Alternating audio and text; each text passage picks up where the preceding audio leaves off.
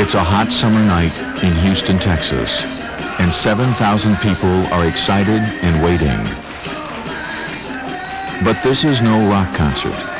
Tonight's main attraction is a young man who's just going to talk. John Foppe is a motivational speaker with the Zig Ziglar Corporation. He shares his message of hope and perseverance with groups, companies, and organizations around the world. I was born 22 years ago without arms.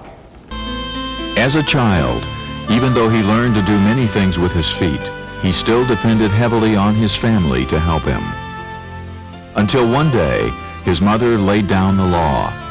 By now, she had 8 sons, and she was determined that John was going to be treated as just another one of the boys. John was forced to figure out how to do everything for himself, and he was on his way to learning a very important lesson. John shares his story not only with adults, but also with the youth he meets in schools and other informal settings. As young people like these find out, John's story is compelling and courageous. John puts no limits on the questions they ask. They didn't really pity me. They helped me when I needed help, but they would laugh with me.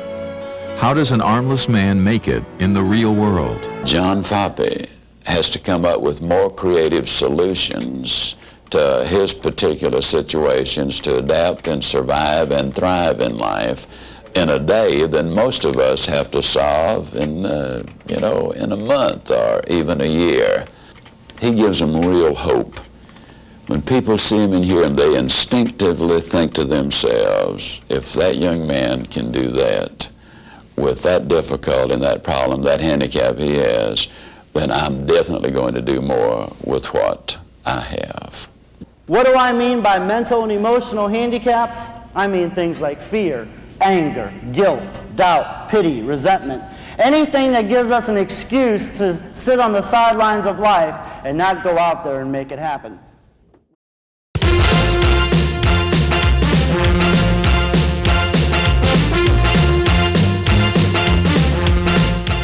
It seems like most of the time the things that you need are always on the top shelf. I really don't know why that is. But